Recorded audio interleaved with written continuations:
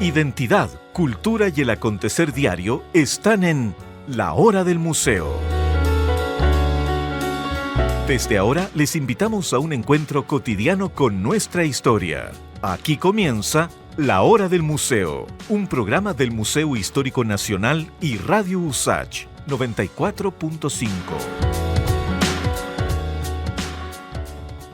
Hola, ¿cómo están? Sean muy bienvenidos y bienvenidas a una nueva emisión de La Hora del Museo, tu programa de entrevistas favorito, el programa del Museo Histórico Nacional que siempre nos sorprende en la señal de Radio USACH. Les cuento que el día de hoy voy a conversar con el historiador español Mario Amorós acerca de La vida es eterna, biografía de Víctor Jara, libro que se adentra en las distintas facetas de la vida de uno de los más grandes artistas de nuestro país y que lamentablemente tuvo un final muy trágico. ¿Cómo estás, Mario? Hola, Luis, gracias por la invitación. Un gusto conversar nuevamente contigo, tenerte presencialmente acá porque la última vez que te entrevisté fue por teléfono. Sí. Obviamente es mejor hacerlo en persona. Mario, cuando estaba preparando esta entrevista me metí a revisar tu bibliografía. Pinochet, Miguel Enríquez, Allende, Rapa Nui y ahora Víctor Jara. Y Neruda. Y Neruda también. Entre otros muchos temas, ¿no?, ligados a la historia política de nuestro país. Me gustaría que nos cuentes, ¿no?, qué tiene este país y el periodo de la Unidad Popular que te interesa tanto, ¿no?, y que te hace volver una y otra vez a distintas facetas, distintas aristas de este tema, ¿no? Siendo tú un historiador español, digamos. Claro, es uno de los procesos políticos, yo creo, más interesantes del siglo XX, ¿no? Obviamente el siglo XX fue un siglo tremendamente convulso desde el punto de vista político, social, dos guerras mundiales, el nazismo. La caída del muro de Berlín. En fin, una gran cantidad de cosas que todos conocemos, ¿no? Pero la experiencia de la Unidad Popular es singular en ese siglo XX.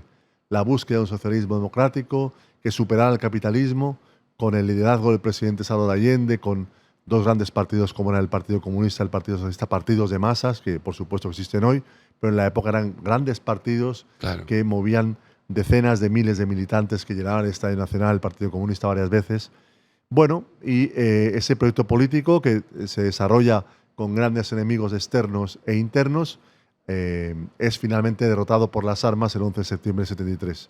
En esos 1000 días actúa el presidente Allende, está Pablo Neruda embajador, hay un movimiento cultural inmenso como fue la nueva canción chilena o Kimantú o los poetas y los escritores, y en ese movimiento cultural que es parte de la historia de la UP, evidentemente la figura de Víctor Jara es una figura emblemática, una figura señera, porque, fíjate, a 50 años de su cruel asesinato, las canciones de Víctor y la figura de Víctor están vivas en Chile y en el mundo, ¿no?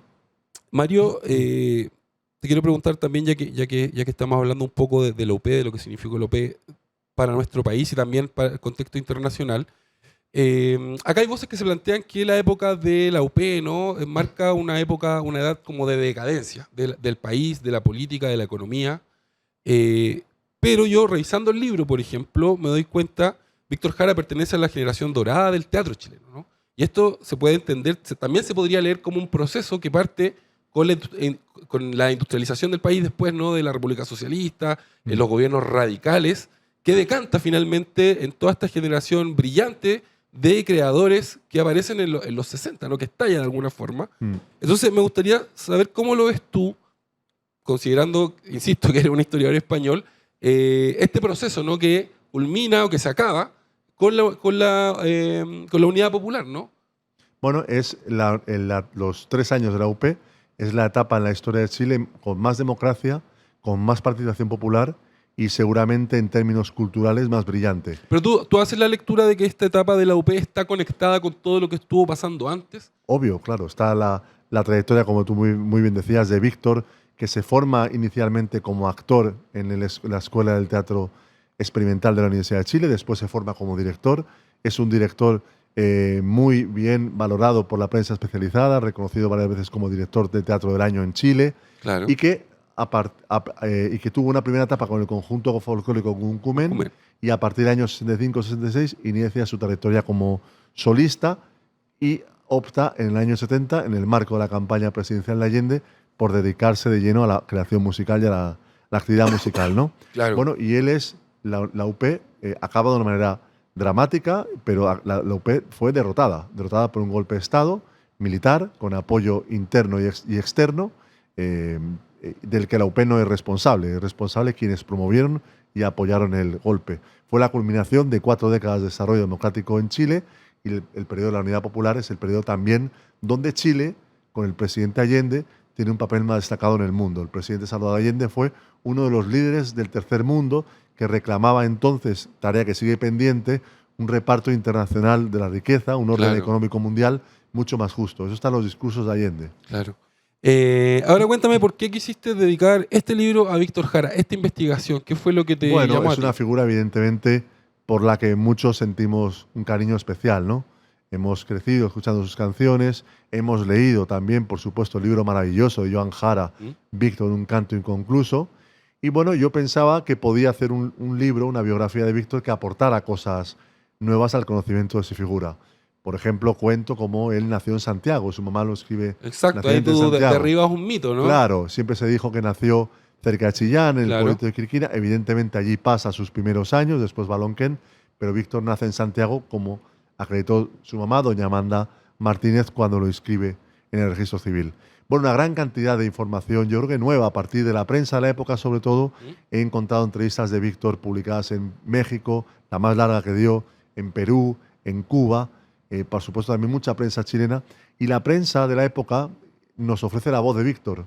Él va reflexionando también. Exacto. ¿Verdad? Es interesante, el libro tiene, quiero desde ya rescatar esto, que tú, por ejemplo, recuerdo muy bien un viaje que hace a Inglaterra, ¿no? Él lo invitan allá. Claro. Y al regreso, cuando él se está bajando del avión, prácticamente están los periodistas ahí preguntándole, y él llega, entiendo que cambia como su tenía, llega un poco más occidental, podríamos decir.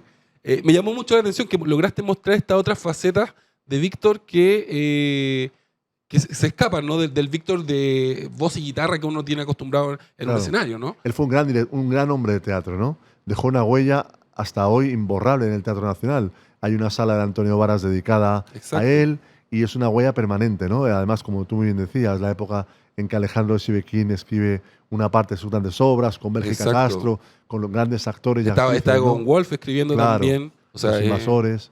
Bueno, y efectivamente Víctor es parte de ese movimiento. Y ha sido muy bonito recrear cómo él se forja también como una persona que es hijo de uno de los sectores más pobres de este país en la época, los campesinos sin tierra, campesinos inquilinos.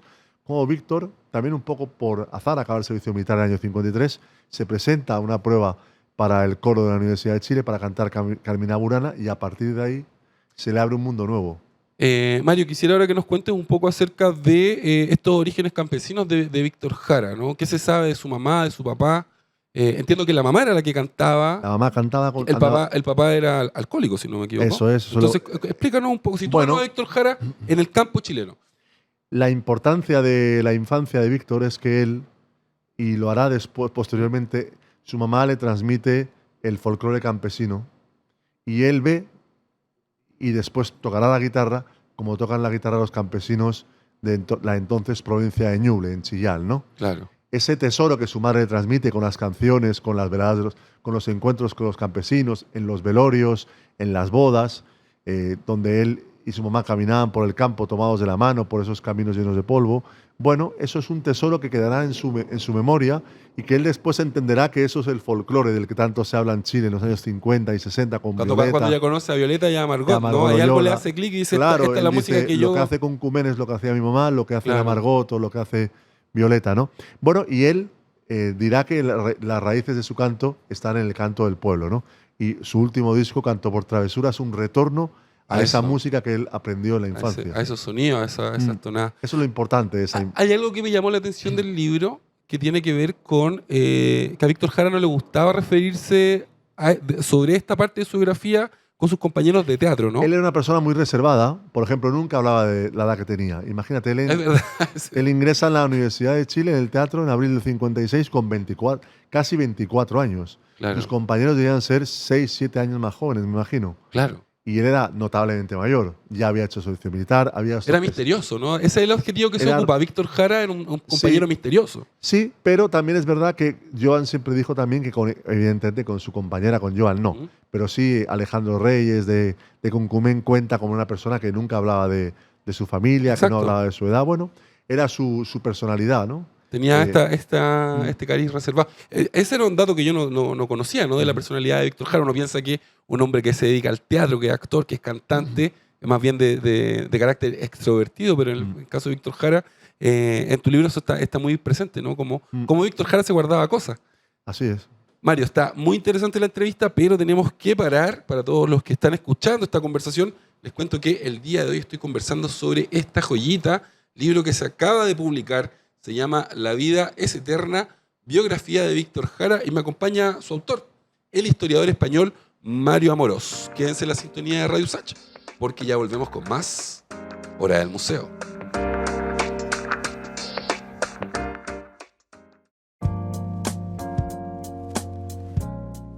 Ya estamos de vuelta en tu programa de entrevistas favorito, La Hora del Museo, el programa del Museo Histórico Nacional que siempre nos sorprende en la señal de Radio Usach.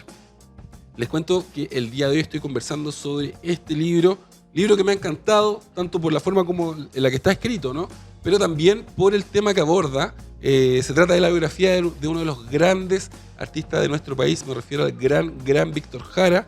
El libro se llama La vida es eterna, biografía de Víctor Jara, y va a ser presentado ¿qué día, Mario? El día 15 de marzo a las 7:30 de la tarde en el Centro Cultural de España, Avenida Providencia 927. ¿Hay que inscribirse en No, algún no lugar? hay que hacer Solo nada. llegar. Llegar y procurar llegar temprano, yo creo. Ya. Ojalá que, bueno, no me cabe duda de que se va a llenar. Así que todos ya están invitados para ir al lanzamiento en el Centro Cultural de España. Mario, algo que también me llama la atención es que cuando uno revisa los primeros años de vida de Víctor Jara, él pertenece o sea, su familia, ¿no? Responde a un fenómeno que atraviesa la primera mitad del siglo XX chileno, que es la migración campo-ciudad. Así es. Me gustaría preguntarte si se sabe por qué motivos la familia decide venirse a la ciudad. Su hermana mayor, María, tiene un accidente doméstico. ¿Ya? La tienen que hospitalizar en Santiago.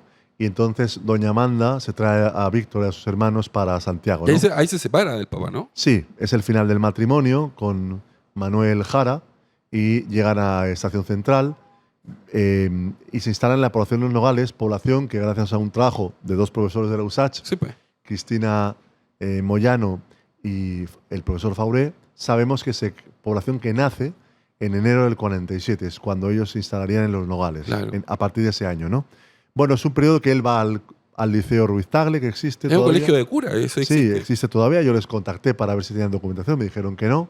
Después, fíjate, cursa estudios de contabilidad en un instituto comercial, que también existe hoy, en el número 2, quiero recordar. ¿Ya? Y después, cuando muere la mamá, deja esos estudios de contabilidad, ingresa 2 años en el seminario Eso Redentorista es San Bernardo. interesante, ¿no? sí. Él sintió, después de que se muere su madre, él sentía un vacío, ¿no? Así es. Esas son las palabras que ocupa, ¿no? Él se Sí, sentía- sí, él tiene un sentimiento de vacío, tiene 18 años, no tiene un oficio claro ni un proyecto de vida claro, digamos, ¿no?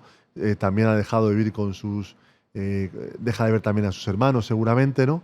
Y bueno, opta por la vida religiosa. Era ya miembro de Acción Católica, Claro. y participaba de ese trabajo de la Iglesia Católica en Estación Central, en una parroquia redentorista, y decide ingresar, como otros muchachos, en el seminario que ya no existe, San Bernardo, y está allí 2 años, ¿no? Claro. Eso le permite, además, yo creo que una educación con un cierto nivel académico, acceso durante una buena biblioteca, Exacto. No Coro. nos olvidemos de eso. participar del coro. Hay un dato que tú encontraste en el libro que yo también desconocía, que son las notas de Víctor Jara.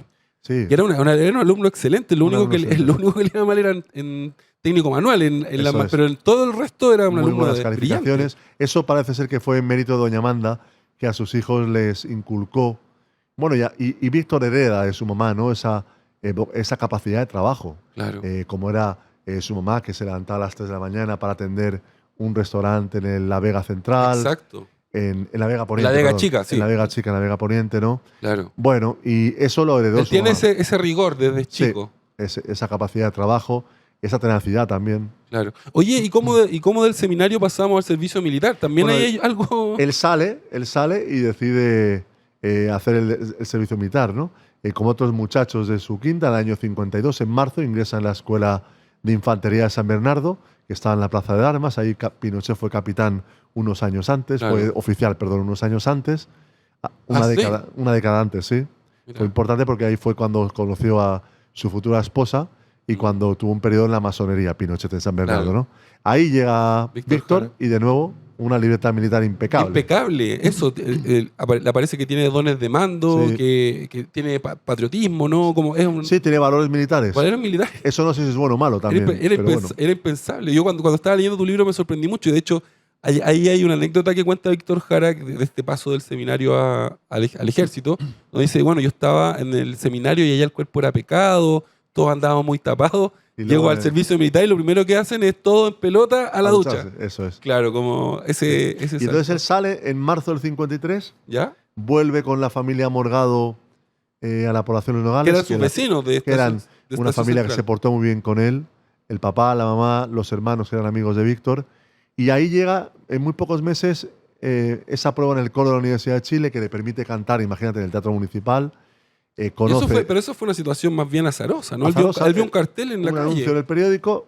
Como ya había cantado en el coro de San Bernardo y además se lo tomaba muy en serio, él entra en ese coro que... Él ya hacía otro dato que aparece en esta fecha que me parece muy decidor para lo que va a venir después, es que, por ejemplo, él ya hacía pantomima, ¿no? Claro, Él le gustaba después hacer mimo. de hacerlo de Carmina Burana, él ingresa en el grupo de pantomima de Enrique Neusbander, Claro. que fue importante para tener esa capacidad de movimiento que le permitirá superar la prueba de ingreso en el Teatro de la Chile, ¿no? Exacto. Que es una prueba muy, muy rigurosa. Eso es.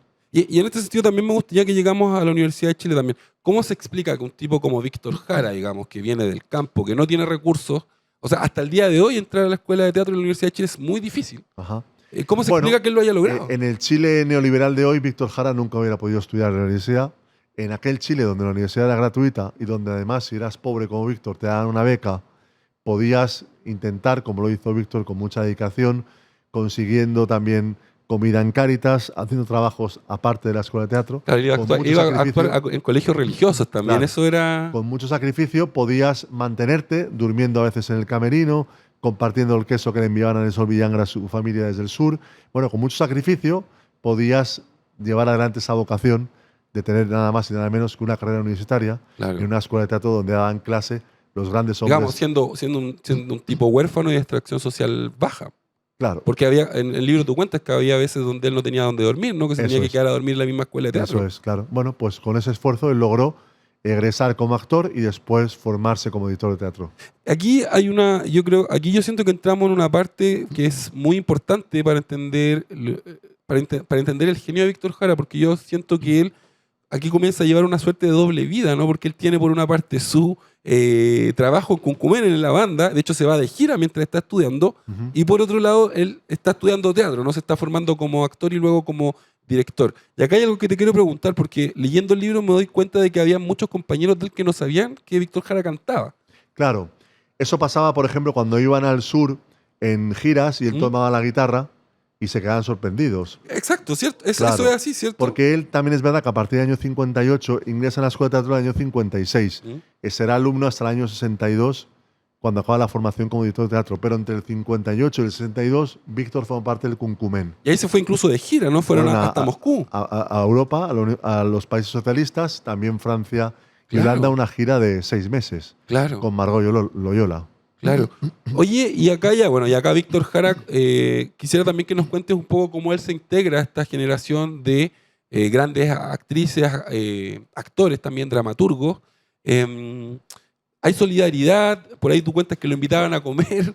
¿Cómo Claro, bueno, lo él tuvo- apadrinan? No sé. Tuvo la solidaridad de sus compañeros de curso. Alejandro Sivequín, por ejemplo, contaba que se turnaban para invitarle a comer, que su mamá le preparaba unos tremendos bistecs. Le tenía buena la mamá de Alejandro Claro. Sivequín. Bueno, claro, Víctor, yo creo que debía, por su interés, por su dedicación, hicieron muy buenos equipos, ¿no? Alejandro Sivequín siempre estuvo agradecido a cómo Víctor dirigió las obras que él creó, Claro. ¿no? De hecho, la primera obra, tú cuentas Claro. ahí, ¿no? Que se creó... Parecido a la felicidad, Exacto. Ánimas de día claro, La remolienda, Y también Méjica Castro recordó, ¿no?, el trabajo de Víctor con los actores. Bueno, en general es la capacidad de una persona genial. Víctor fue una persona con una capacidad de creación, Claro. de entender lo que era el teatro, de no quedarse en el teatro anquilosado, sino de apostar por un teatro moderno. Pero también yo quiero agregar algo ahí que es muy interesante, porque cuando uno piensa en el genio artístico, casi siempre está asociado a un carácter más bien apático, gente que de pronto se cree mucho el cuento, ¿no? O un carácter más bien dictatorial también podría ser, como el caso de los directores de cine. Pero en el caso de Víctor Jara, yo al leer los testimonios me quedo más bien con la sensación de que era un tipo más bien dulce, ¿no? Como muy, muy estricto, muy riguroso. Sí. Pero También era severo porque contaba, por ejemplo, Mariela Ferreira, una de las integrantes de Cuncumen, que si uno llegaba tarde al ensayo, que Víctor le cerrara la puerta, que estuviera lloviendo, ¿no? Exacto. O sea, tenía esa convicción, yo creo, de que a él nadie le iba a regalar nada y que le había costado mucho tener la opción de dedicarse a algo tan maravilloso como el teatro o posteriormente la música.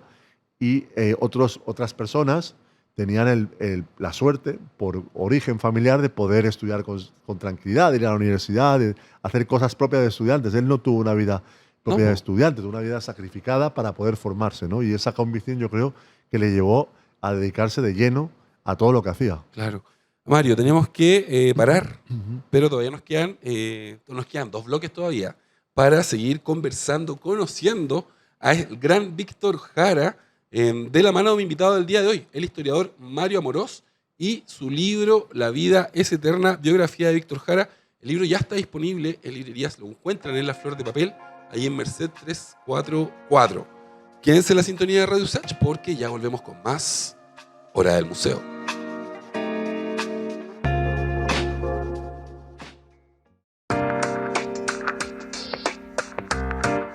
Ya estamos de vuelta en la Hora del Museo, tu programa de entrevistas favorito, el programa del Museo Histórico Nacional que cada día nos sorprende en la señal de Radio Usach. Y les cuento que hoy estoy conversando sobre La vida es eterna, biografía de Víctor Jara. Me acompaña el autor de esta joya que les recomiendo desde ya, el historiador español Mario Amorós. Mario, ya entramos en el mundo del teatro. Víctor Jara hace esta especialización de director y aquí surge una historia que perdura hasta el día de hoy, ¿no? Que es su relación con Joan Jara. Claro. Y Joan Jara fue su profesora. Eso es. Y la pareja de Joan Jara era otro profesor de Víctor Jara. Cuéntanos, por favor, ¿hubo o no hubo triángulo amoroso? ¿Qué pasó acá? No. El matrimonio entre Patricio Buster y Joan Jara acaba un poquito antes de que nazca Manuela Buster. Ya. Que es la hija mayor de Joan Jara. Eso es. En abril del año 60, creo recordar. Hablo de memoria, ¿no? Víctor y Joan ya se conocían. Joan había sido profesora, al igual que también Patricio Buster. Patricio Buster y Víctor Jara eran militantes comunistas. Y, evidentemente Víctor ya estaba enamorado de Joan, ¿no? Y él se va acercando poco a poco. Joan, como contó ella con una gran delicadeza en entrevistas y en su libro, estaba como un erizo, temerosa por tener una relación después del final tormentoso del matrimonio con Pato Bunster, ¿no? Bueno, esa relación había acabado y Víctor se acercó a Joan y Joan contó también en un artículo muy bonito, Las manos de Víctor, publicado en la revista Araucaria el año 78, como en una noche muy bonita en el Parque Forestal se tomaron la mano y ya no se la separaron nunca, ¿no? El amor de Víctor por Joan y de Joan por Víctor, como se demuestra con la lucha increíble de Joan Jara por la memoria y por justicia para Víctor, bueno, es una historia verdaderamente bella, ¿no? Hay un pasaje donde Joan cuenta que ella lo escucha cantar, conversando lo mismo que estábamos hablando antes, que no todo el mundo sabía que Víctor Jara cantaba. Claro, en un fin de año con los amigos de la Escuela de Teatro, Víctor se puso a cantar con la guitarra y ahí ya dice, mis defensas se vencieron, dice Joan, ¿no? escuchándolo cantar. Y ya que estamos hablando del canto, me gustaría mucho que nos cuentes sobre la relación de Víctor Jara tanto con Margot Loyola como con Violeta Parra.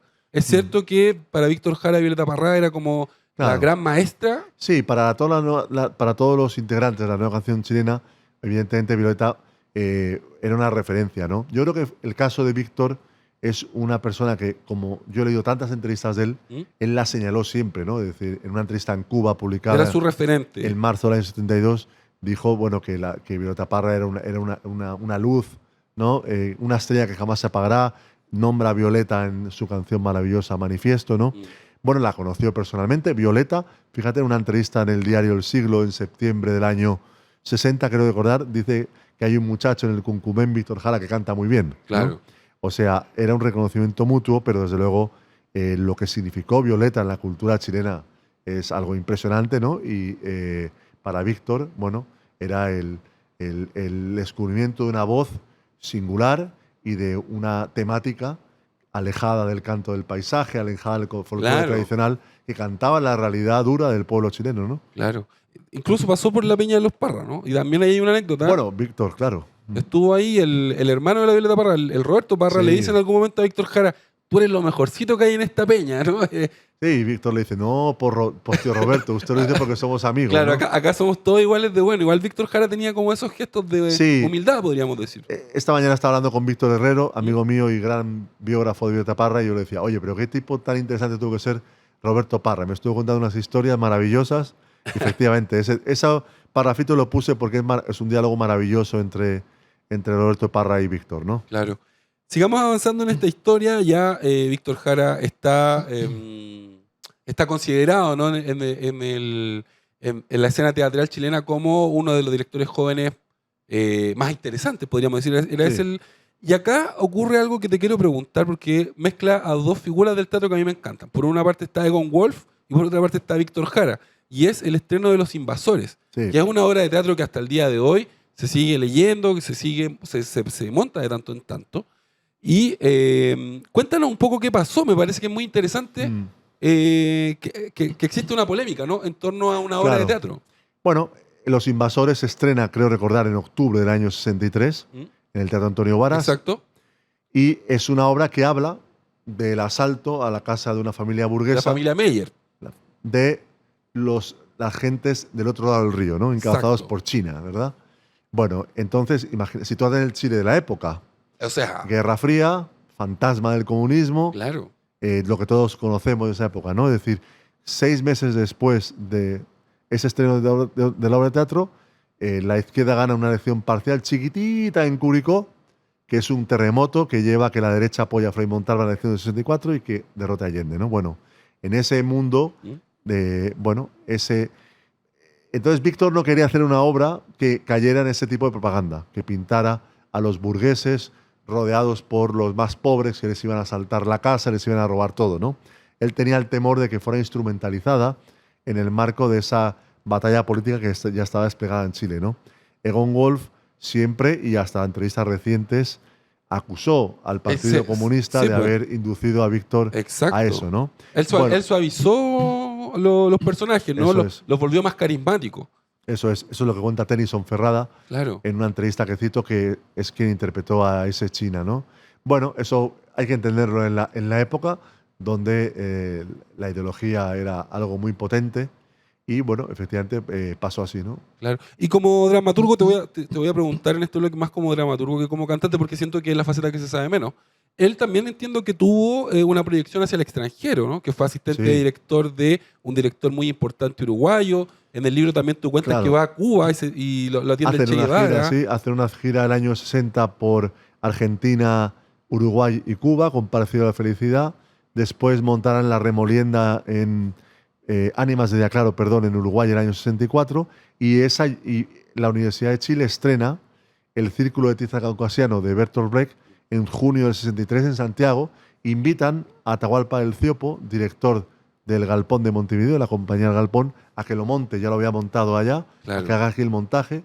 Y Atahualpa del Ciopo, que había visto en Buenos Aires Parecido a la Felicidad, Pide que Víctor sea su asistente. su ayudante, ¿no? Claro. Efectivamente, ¿no?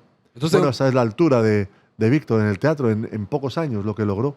claro. Y luego está este viaje a Inglaterra, que a mí también me parece muy Le dan una muy beca al curioso. el British Council y viaja primero con Joan y después Joan se regresa a Chile y él se queda de febrero-marzo del 68 hasta julio, y es en ese periodo en Inglaterra cuando él crea Te recuerdo, Amanda. Claro. Y es interesante porque también uno siempre cuando piensa en la figura de Víctor Jara, obviamente lo asocia a Cuba, a la Unión Soviética, ¿no? al bloque de izquierda, a Latinoamérica.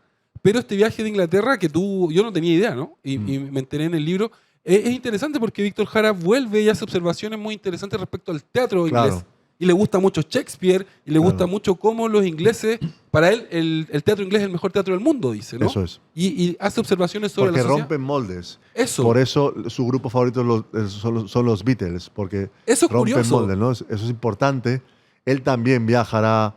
En ese viaje, antes ha estado en Estados Unidos, en California, y ve lo que era California en el año 68, la lucha contra Vietnam, pero también el poder de la música rock. Exacto. Eso me parece muy interesante en el sentido de que me amplía el registro de Víctor Jara, ¿no? Porque obviamente la base, podríamos decir, de su arte está muy enlazada a la tierra, al arte campesino, al rescate de todo esto. Pero Víctor Jara es lo suficientemente sensible y lo suficientemente inteligente para rescatar las cosas buenas que también hay en Inglaterra y en Estados Unidos, ¿no? Como Así es. eso es potente, yo encuentro, ¿no? Como que amplía la figura de Víctor Jara. Mario, tenemos que parar. Nos queda, eso sí, un último bloque para seguir recorriendo la vida de nuestro gran Víctor Jara, artista que también, no hay que olvidar, está muy ligado a la historia de la UT, hoy Universidad de Santiago de Chile, ¿no? Así es. ¿Qué es lo que vamos a ver en el próximo capítulo, o sea, en el próximo bloque? Muy bien. Quédense todos en la sintonía de Radio Sach, porque ya volvemos con más Hora del Museo.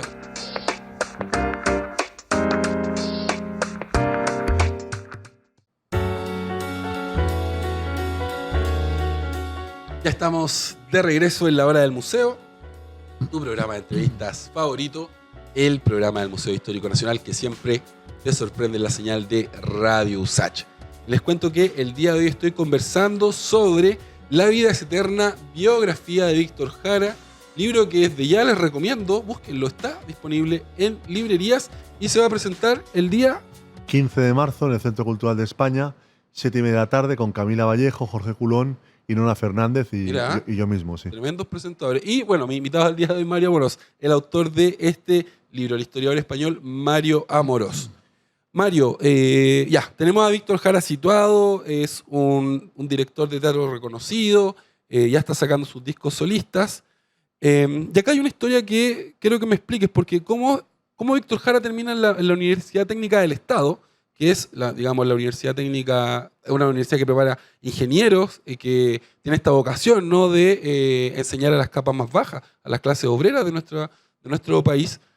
¿Cómo es que Víctor Jara lo situamos ahí? Porque la UT de la época, con el rector don Enrique Kirchberg, inolvidable, tenía un departamento de extensión y comunicaciones donde Cecilia Coy dirigía una parte cultural muy potente. Víctor ha dejado su empleo fijo, estable, como director de teatro de la Universidad de Chile. Exacto.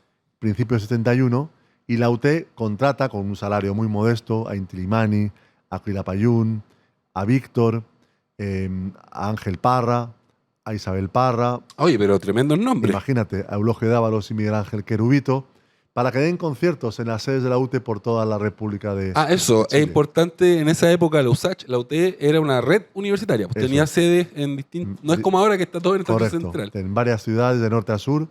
Bueno, y en esa pega, en ese trabajo, Víctor recorre Chile también, y por eso también llega a la UT el 11 de septiembre. Claro. Eso es bien interesante, porque en algún momento quiero volver a este viaje a Inglaterra, porque a él le ofrecen irse a Inglaterra y a Estados Unidos. Y él prefiere quedarse acá. Sí, él cuando viaja en ese viaje en el año 68 le ofrecen dar conciertos en Estados Unidos. Seguramente si él quisiera, posiblemente podría haberse quedado en Inglaterra, pero tenía que ir a Joan y a las niñas. Claro. Y también tenía que ir su trabajo, ¿no? Claro. Otra cosa interesante, él en algún momento abandona el teatro y se vuelca completamente a la guitarra y a trabajar para la campaña de la UP. Eso es así, ¿cierto? Correcto.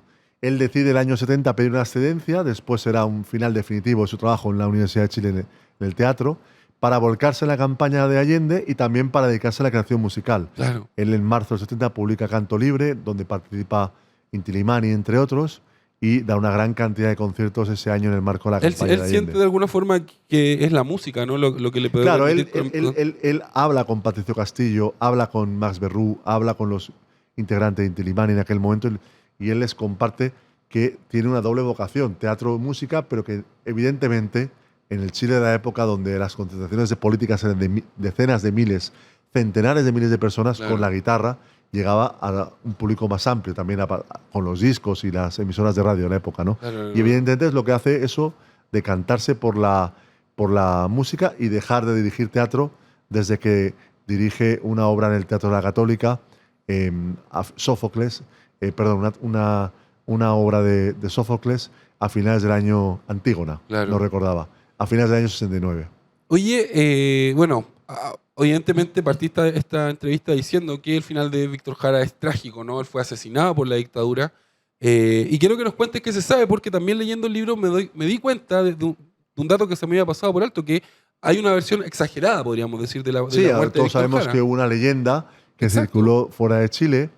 En el libro explico cómo nace esa leyenda, cómo se gesta esa leyenda. Por favor, explícanos, porque Sí. yo estoy seguro, así como yo, que hay mucha gente que Hay dos investigadores. mezcla las dos versiones. Sí, hay dos investigadores chilenos que han hecho un gran trabajo en ese sentido. Los cito en el libro, me gustaría citarlos. Dale en el antena, crédito. pero, claro, no encuentro en este momento, ¿no? O sea, yo lo busco mientras Sí. tú... Ellos tienen un par de artículos que están disponibles en internet donde cuentan el origen de la leyenda, ¿no? ¿Qué he aportado yo? He aportado encontrar la página de ese diario y ayudar al trabajo que estos investigadores hicieron aún a contextualizarlo más, ¿no? Claro. O sea, pero que en esa versión, digamos, hay un hacha de por todo, medio, le cortan las manos. todo viene de que el 2 de enero del año 74, en un periódico muy importante de Buenos Aires, un escritor chileno de izquierdas, Que trabaja en la editorial Quimantú. correcto, publica un texto que es un compendio de exageraciones macabras y mentiras sobre las horas finales y la muerte de Víctor, ¿no? Eso dio pie, Él se sitúa como testigo presencial. ocular incluso. Claro, ocular. como que él estuvo ahí. Claro. Entonces, eso da pie a que hay una película, Llueve sobre Santiago, del Bío Soto, donde se recrea la muerte, el asesinato de Víctor según esa versión falsa. Claro. A que se creen canciones, a que durante décadas se haya hablado de las supuestas manos cortadas de Víctor. Eso es falso. Joan Jara siempre lo desmentió y Joan, de manera muy acertada, siempre dijo que no había que inventar nada, que el horror, que la historia el de horror Víctor Jara real es suficientemente... es tan doloroso que no hace falta añadirle nada que sea inventado, ¿no? Claro. Bueno, eso yo creo que quedó atrás. En el libro explico muy bien el origen de esa leyenda. Hay trabajos de esos investigadores que te decía, que los cito, por supuesto, en el libro, un par de artículos científicos muy buenos.